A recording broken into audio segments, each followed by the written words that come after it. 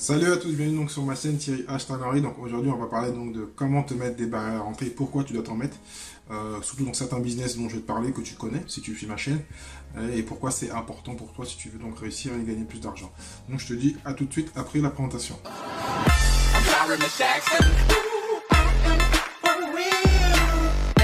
Donc pourquoi et comment te mettre des barrières à l'entrée. Si tu connais ma chaîne, tu as déjà entendu, même si tu as lu plusieurs livres de business, on te parle de ça, de te mettre des barrières à l'entrée. Par exemple, moi j'ai commencé en ligne avec le Amazon FBA, l'affiliation. Même si Amazon FBA, j'ai commencé avec mes propres produits. Donc techniquement, ça ne donne pas de barrière à l'entrée. Il faut s'inscrire, il faut faire un peu de technique, mais c'est pas très compliqué. L'affiliation, c'est pareil. Mais là, actuellement, je commence à faire ce qu'on appelle du private label et même du private label en handset, c'est amélioré où tu crées ta marque. Mais il faut minimum pour commencer à avoir entre, allez, 3 000 à 5 000, 6 à 10 000 euros. Donc, si tu n'as pas ça, tu ne peux pas commencer. Donc là, déjà, ça met une barrière à l'entrée parce qu'il y a plein de gens qui veulent faire que du, entre parenthèses, du petit business. Parce que des fois, on fait de l'affiliation, du blogging, plein de choses pour pouvoir réussir et avoir un business qui fait 250 000, 200 000 et autres. Mais le fait qu'il y a, c'est un domaine très concurrentiel parce que au début, quand on commençait, personne ne faisait ce business. Et plus il y a de monde qui le font, automatiquement, donc ça crée de la concurrence. Donc ça crée des petits problèmes.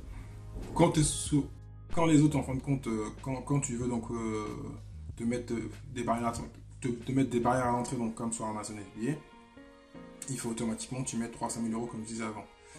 Mais donc, moi je reste toujours positif sur les business dont je vais te parler qui sont des business faciles d'entrée, que ce soit l'affiliation, le blogging, le marketing de réseau, enfin tous ces business là où tu commences quasiment avec 0 ou avec 100 ou 200 euros dès le départ. Et donc là, il y a des moyens de se différencier. Donc je vais te donner donc l'exemple déjà du blogging et de l'affiliation, toute l'affiliation. L'affiliation, moi je l'ai commencé sans trop dépenser d'argent, tout petit peu. Ce que tu peux faire, et j'ai déjà dit sur ma chaîne, quand tu es ce qu'on appelle un super affilié, souvent ce que tu peux faire, tu n'es pas bon au contenu, tu n'as pas de t'embêter, tu mets de l'argent sur la table. Et quand tu mets de l'argent, déjà tu te différencies de plein de gens qui sont dans ces business-là où tu n'as pas envie de dépenser de l'argent, tu as l'esprit d'entreprise mais tu n'as pas envie de prendre de risque ou peut-être tu n'es pas en situation de mettre 300 000 euros. Si tu fais de l'affiliation, mais 300 000 euros et en envoyant le trafic vers toi, déjà indirectement tu vas devenir un expert du trafic. Je t'ai pas dit d'aller prendre quelqu'un. Toi-même tu vas apprendre à devenir un pro de Google, des mots-clés, des pages de vente. Donc tu deviens un expert en fin de compte du web marketing et tu mets de l'argent pour aller plus vite. Et si tu es un fou, tu fais mal les choses, tu vas perdre de l'argent. Donc si tu es bon, tu vas mettre 2 000 euros sur une campagne, 2 000 euros sur une autre, ou concentrer sur une, mais il faut que ce soit rentable et que tu vas continuer à alimenter. Tu vas peut-être perdre 1 000 à 2 000 euros au début, tu auras de la data, et ensuite tu vas peut-être, sur les 5 000 euros que tu auras mis, tu vas récupérer 6 7 000. Donc tu as gagné de l'argent et tu réinvestis. Et puis tu es comme tout business, tu investis pour récupérer ce qu'on appelle le ROI. Tu mets de l'argent, tu vas récupérer le double ou le triple, des fois plus. Donc ça c'est à part. Mais si tu veux rester en gratuit, que souvent c'est l'esprit, tu fais du blogging, ce qui était bien il y a un certain temps, mais là plus de monde arrive, plus il y a de monde, donc plus il y a de concurrence. Et donc pour arriver en haut de la pyramide, ce qu'il faut c'est automatiquement se différencier. Et donc te mettre des barrières à l'entrée, donc c'est te différencier. Et par exemple, je vais donner un exemple d'une blogueuse que j'ai mis aux États-Unis. Elle fait des articles qui font environ 5 000 à 10 000 mots. Ça, moi qui viens du domaine, il y a plein de gens qui ne sont pas capables de le faire. D'abord, ça prend du temps. C'est pas sûr que tu auras des résultats. Mais bon, si tu es expert dans ton domaine, tu choisis les bons mots-clés et tu fais ce qu'il faut, tu apprends aussi le SEO. Il y en a plein qui se lancent comme ça, qui font 1 ou 2 euros, ils sont contents. Non, il faut devenir expert.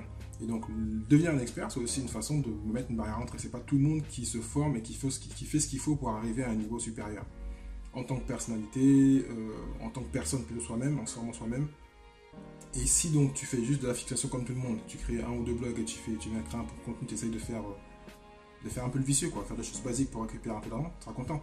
Le but c'est de rajouter 2, 3 zéros même à ce que tu gagnes actuellement. Parce que la moyenne des affiliés, j'ai déjà dit, gagne entre 1 000 et 10 000 euros à l'année.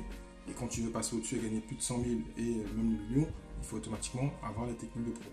Donc je te rassure, quelqu'un qui fait des articles 2 fois par semaine, et si tu veux t'en faire encore mieux, tu en fais tous les jours des articles assez importants, là tu mets tout le monde derrière, personne ne peut te suivre. Voilà. Donc, et je vais revenir un peu, je veux même continuer sur un peu cet esprit-là. C'est ce qu'a fait en compte Olivier Roland quand il est arrivé en ligne. Il a fait 2-3 choses qui ont déjà démarqué. Publier donc pendant un moment il faisait une vidéo par jour, donc c'est compliqué. Et avec un livre par semaine, il y en a même qui n'arrivent même pas à lire un livre par mois. Et en plus de ça, il a écrit un bouquin. Donc écrire un bouquin, c'est pas aussi à donner à tout le monde. Tout le monde pourrait le faire, mais tout le monde ne le fait pas. Donc, déjà, quand tu mets des petites barrières comme ça, donc écrire un bouquin, publier tous les jours, et ensuite indiquer que tu documentes ta journée, que tu vas lire toutes les semaines, et tu documentes et tu donnes de l'information, tu donnes de la valeur aux gens comme ça, ben les autres sont loin derrière. Voilà, aussi simple que ça. Et c'est le même cas pour le podcast. Donc là, je t'ai parlé du blogging et de l'affiliation en général, de la vidéo YouTube, YouTubeur, même si la technique, techniquement, on dit que ça ne marche plus. Dernièrement, j'ai entendu un YouTuber qui mettant publie 2 fois par jour. On verra si ça marche. Maintenant, après, ça dépend aussi des fois de la taille. Il y en a qui font, au lieu de faire des vidéos de 5 minutes, on fait des vidéos d'1 heure. Ça va plaire à Google, les gens restent sur ta vidéo. Après, il faut pouvoir tenir les personnes d'1 heure. Donc, le but, quand tu ne peux pas mettre des barrières d'entrée classiquement, il faut donc te différencier. Et te différencier veut dire indirectement mettre des barrières d'entrée et créer ta marque. Donc, pour le podcast, c'est pareil. Je ne sais pas si tu connais John Dumas, je te mettrai les liens en dessous de tous ceux que je cite. Quelqu'un que j'aime beaucoup, et quand il est arrivé dans le podcast en 2013-2012, il y avait déjà plein de podcasts avant lui qui marchaient bien dans le domaine du développement personnel et de l'entrepreneuriat. Il a fait un truc comme Lévi Roland, même si bon, c'était avant, bon, il ne se connaissait pas. Il a publié tous les jours. Et un podcast tous les jours, moi qui en fais 2 par semaine, c'est compliqué. Et en plus, je l'ai même suivi par rapport à ce qu'il fait. Je pense pas que je ferais un tous les jours, c'est compliqué, ou sinon pas à ce niveau-là. Parce que j'en connais un qui le fait, c'est pas de film, mais lui il fait des podcasts de 5-10 minutes, ça n'a rien à voir, c'est assez facile à faire, même s'il faut avoir du contenu. Mais voilà, lui des podcasts de 30 à 45 minutes tous les jours. Bon, après je connais la technique qu'il a fait, et en fait il produit que sur un jour, mais ensuite il publie 30 jours, donc très intelligent. Et ça l'a démarqué, il est devenu connu. Et puis il a pu monétiser avec l'affiliation, le coaching et autres. Donc voilà. Et dans le marketing journal, c'est pareil. Pourquoi ne pas, moi souvent quand j'ai fait partie de ce domaine-là, j'ai encore des amis dans le domaine, et certains, donc, quand ils sont dans ce domaine-là, ils sont dans la foule. Pour être en haut de la pyramide, il faut être unique, différent. Souvent, il faut suivre ce qu'on appelle ta lignée, ce que eux te disent de faire, la technique. Mais souvent, ben, voilà, il y a 2-3 personnes en haut et tout le reste gagnent des clopinettes. Souvent, on n'ose pas avouer qu'ils gagnent rien. Et on leur demande, ils disent, ah, je sais pas, mais j'ai quelqu'un dans ma lignée qui fait 1 million. Mais ça, on s'en fout. Ce qu'il faut faire en fonction dans ces cas-là, c'est utiliser ces méthodes de remarketing parce que personne ne les fait.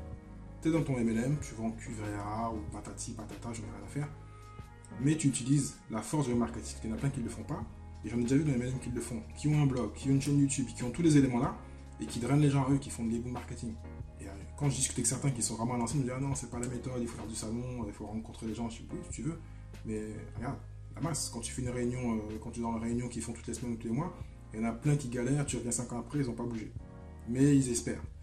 Donc le plus simple, c'est de changer les méthodes, d'avoir ta méthode unique, ce que personne ne veut faire.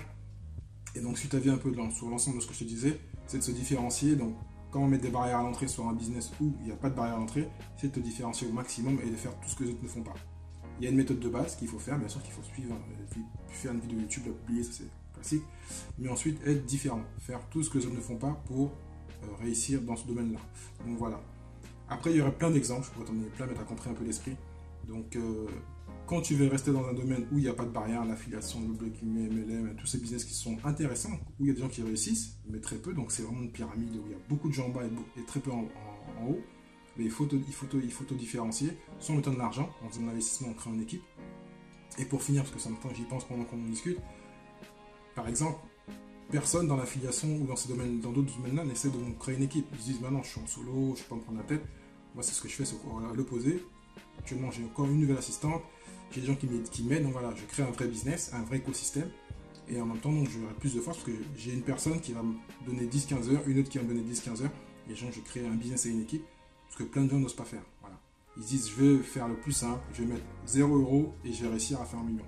S'il y en a qui arrivent, souvent quand ces business commencent, le début du dropshipping, le début de l'affiliation, le début de... ça marche toujours. D'un moment à un autre, il y a tellement de monde, tout le monde connaît la combine, et donc dans ces cas-là, il faut agir différemment et avoir un esprit d'entrepreneur et investir soit de l'argent ou avoir une idée qui est tellement unique que personne ne fait pour tout casser. J'espère que ça t'a aidé, que tu as compris qu'il fallait donc se différencier et trouver un moyen de te mettre des barrières pour te différencier des autres et faire que les autres n'arrivent pas à te rejoindre. Hein. Créer 30 vidéos par jour, donc là c'est un exemple, mais bon, tu m'as compris. Ou, voilà, donc creuse-toi le cerveau, ou des fois va voir ce qui se fait aux États-Unis, quelqu'un a fait, qu'on n'a pas pris en France, et tu fais la même chose. Donc n'hésite pas à commenter, à partager. Je te dis à très bientôt donc sur ma chaîne. Ciao, ciao.